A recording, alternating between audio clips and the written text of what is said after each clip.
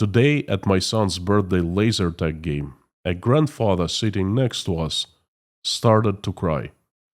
What he said and why stopped all of us cold. This is a personal story you've got to hear. Michael just turned 9. We took his friends, kids from school and from the Tashkent Breakfast Club, a support group for Russian and Ukrainian refugees, to play laser tag. Natasha and I hired an instructor with necessary equipment, and the kids were absolutely thrilled. We didn't think twice before organizing the laser tag party. That was what our kids wanted. Just kids play, right? We arrived at the set, and I instantly felt uneasy. There were a dozen or so laser tag guns. Plastic, black toy guns.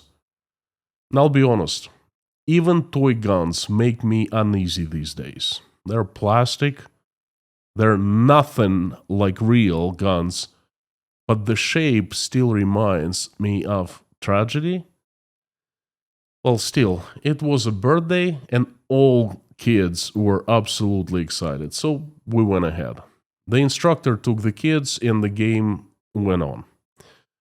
Parents sat at the bench watching, and one boy came with his grandfather, about 68, the age my dad would be. Kind eyes, quiet voice, very nice guy, Russian, from Russia, moved to Uzbekistan with his wife, son, daughter-in-law, and his grandson. They moved right after Russia invaded Ukraine. The entire family moved 3 generations. It is rare. That drew my respect immediately. So we chatted about ordinary things while the instructor explained that the rules of the game and set our kids to play. The instructor, a medical doctor, mentioned he used to be a shooting coach back in Russia. Loves marksmanship. His hobby is guns and marksmanship. Now he runs games for kids in spare time to make an extra buck on the side. Doctors don't earn much in Uzbekistan, and he's got a big family to feed. The grandfather listened and said softly, I used to like guns too. It was also my hobby. I know everything about guns. Then he added, in Uzbekistan, foreigners can't even touch real guns. It's the law, and the punishment is prison time. And I joked, then you should move to America, to Texas. Plenty of guns there. You'd love it there.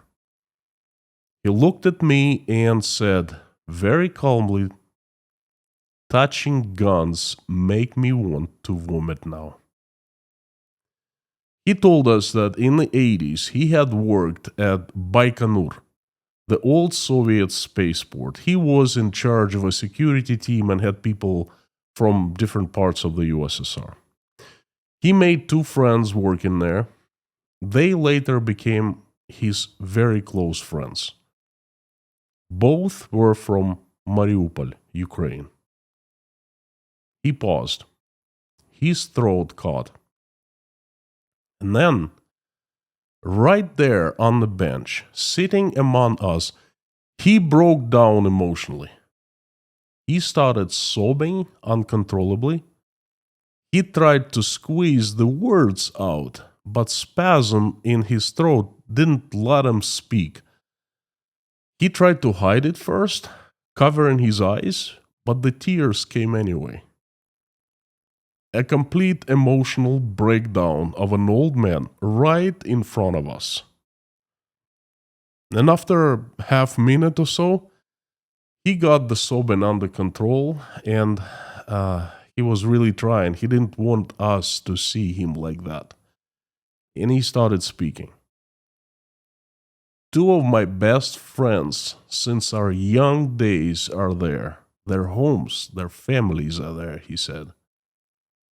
And look what's happening to them, what Russia is doing to them. And after that, he couldn't continue speaking and he started crying again. One of those emotional things you can't control. We sat in silence after that because I didn't have anything to say. None of us did. There were a few dads and a couple mothers. And our kids were playing out there, and we were having this emotional breakdown, emotional drama right in front of us.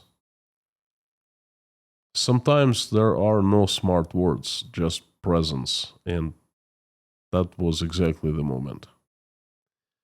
I'm sharing this very personal story for one reason: to say out loud so the entire world knows that not all Russians are indifferent, or cheering, or blind, or brainwashed, or Z, or Putinist.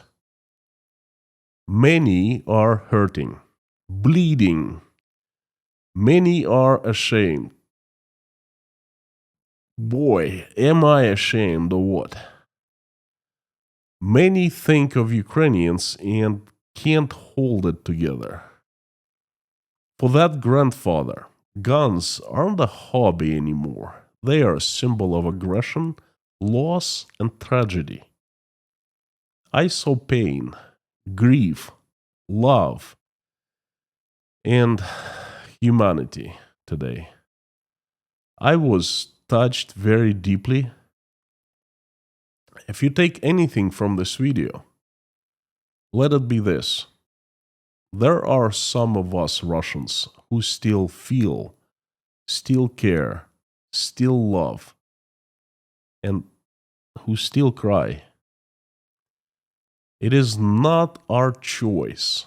It is how our hearts feel, and we just follow our hearts. Our hearts have led us away from our country to different countries like Uzbekistan.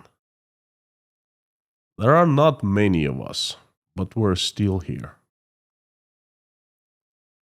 Please forgive us.